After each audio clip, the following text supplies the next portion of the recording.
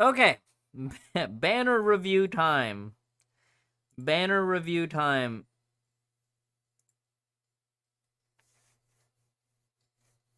You should probably go to sleep if you're falling asleep at the desk. That's usually my my cue to end stream is when I start noticing myself dozing off. Let's go raid somebody. I'll turn the stream off. I'll go lay down in bed, and then we'll pick back up when we wake up or something like that. Banner review January 6 to January 11, right? Because 11 will be the patch day. Right now, Bastet and Seven Thunders is still going. I forgot to post about this, but this is still going, which is good. I did make a banner review, and then I never cut the highlight for this one. If you planned on this is an excellent time to pick up Seven Thunders. If you didn't plan on it and you're okay with impulse purchases, Seven Thunders is great with your Hersher of Thunder that you probably got for free.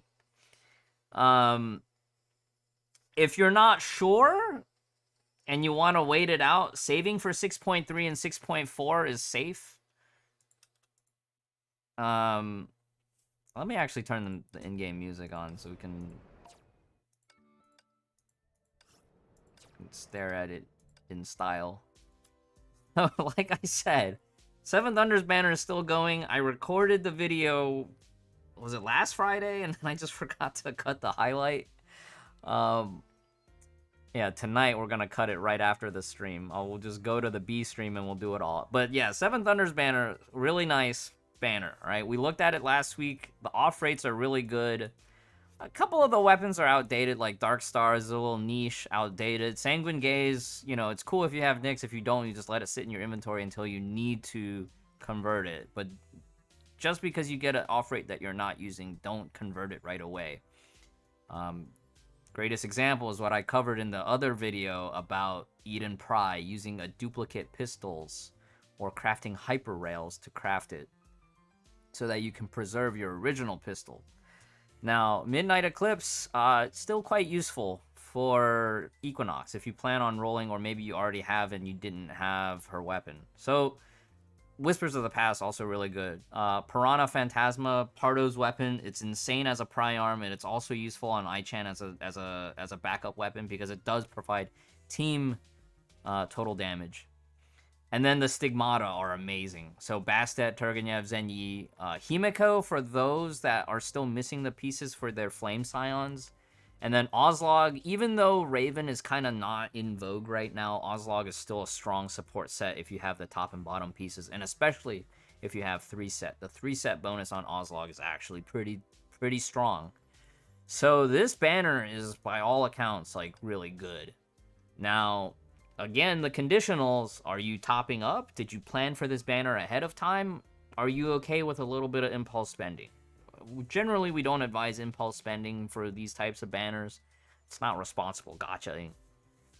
But, you know, if you have the budget and this is a game that you're having enough fun in where you want to have your Hersher of Thunder that's maybe you newly acquired this patch for free, this is a great opportunity to get her modern weapon. Her original weapon has been outclassed by this modern weapon, and it also is a permanent plus 10 attack for your account. It is a divine key that can be tuned. Now, keep in mind, don't roll on this banner just for Piranha. If you're rolling on this banner, only Seven Thunders has the guarantee at 50 drops. This is very important. HOS is in expansion supply. Same usual spiel, right? Like end of patch banners are usually the filler banners. HOS was previously in Foca Expo as well, so this is kind of like if you missed out on Foca Expo and you're really close on the pity, maybe rolling on this to finish out your HOS is an option. For everybody else, this is kind of like only if you're a new player and you're topping up. I'd say generally new players that are low spenders you should save for next patch or the patch after. 6.3 and 6.4 have some amazing releases that most players that have the info, they're all saving up for. But yeah, that's about it. You know, if you're whaling, you know, none of this stuff really matters. Like, if you're a new player and you're ready to spend like $1,000 on this game in one go, you could triple S HOS and still get quite a decent amount of mileage out of that. But I probably wouldn't recommend that for most new players at this point. Scam banner, yeah, Chrono. I mean, it's the end of the expansion, or it's the end of the version. It's the end of the patch. HOS Focus A HOS equipment.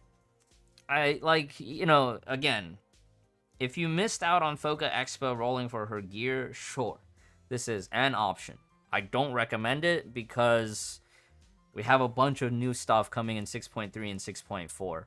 We can take a quick look at the off rates. Key of Radiance, okay, you know, if you get a duplicate, you can use it for your Echoes of Paradise Time Ruins Priarm as the base body. Eye of Collapse is good utility. Sleeping Beauty, kind of out of meta, but still not bad to have if you're a new player. Keys of Oblivion, Oblivion is what you're looking for. Path to Acheron, old meta, and then the Lances are old meta.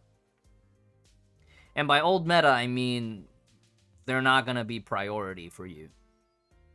Because the battle suits, they might still be good at higher ranks. They're basically really hard to build for new players unless you're topping up and I don't know, like chain pulling out a dorm supply, which is not ideal.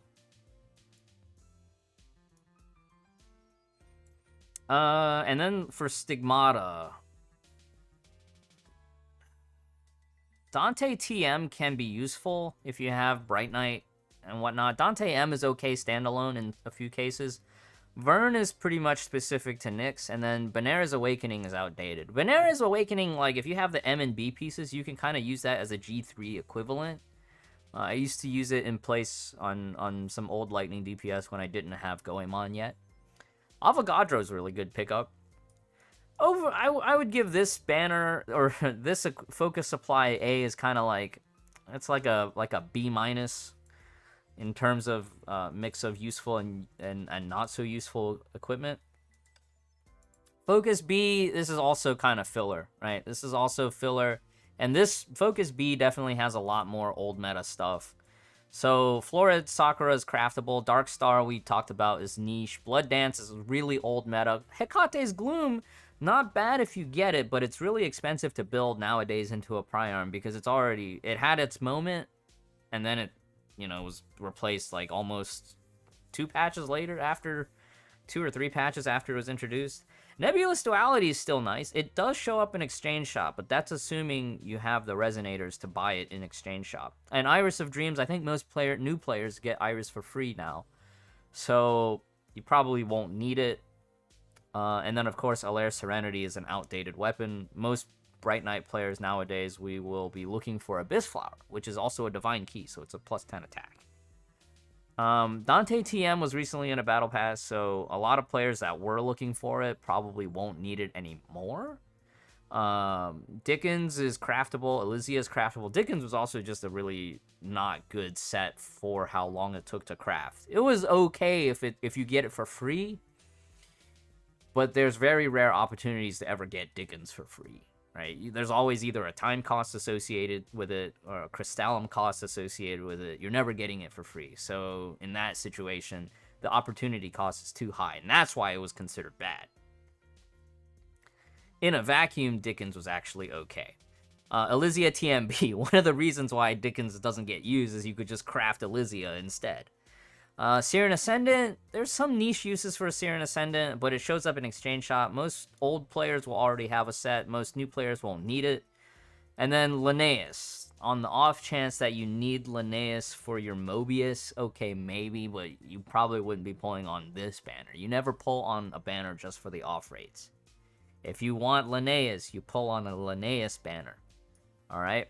Now, there was a question in the chat about Foca and expansion, and what's the difference between Foca and Expo versus regular expansion and regular Focus Supply. So Foca Expo is a 2-week period where you have 3 different rotations that happens twice. There's the first 3. We just had it recently. Ugh. But it's 3-day burst banners that let you pick your target out of a pool of 3 S ranks and then 5 sets of equipment. Usually 3 of the 5 equipment sets will be corresponding to the 3 S ranks that are in that pool. Now, there's 3 pools, and then the 3 pools rotate twice. So you get a lot of options in a short period. But you need to prepare for this, because seeing that it's a short period, you don't really have time to farm for crystals during the time that the Foca Expo is running. Yeah, and Geo, you can refer back to the video that I did back in right before Christmas, right before the holidays, to look at the Foca Expo schedule that we just had on Global.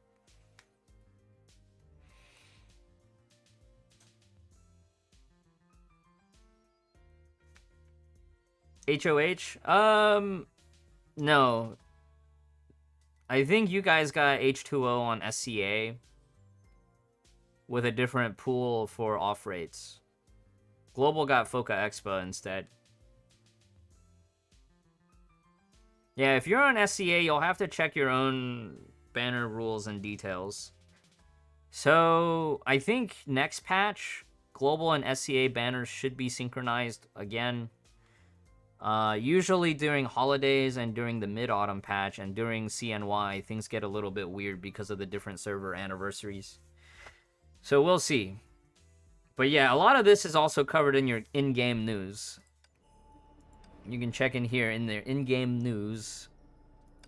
They'll usually post the schedule here the week of. As well as the time period when the banners go live.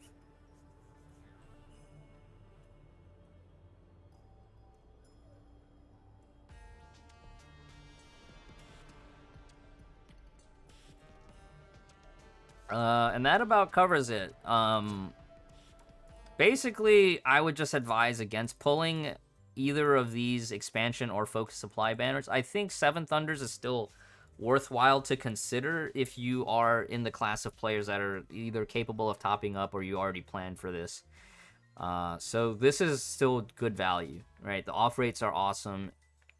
Just a great overall banner if you can afford it. I think for everybody else, you should just be saving for 6.3, or you're committed to saving for 6.4. That about covers it. All right, captains, good luck. Good luck, captains.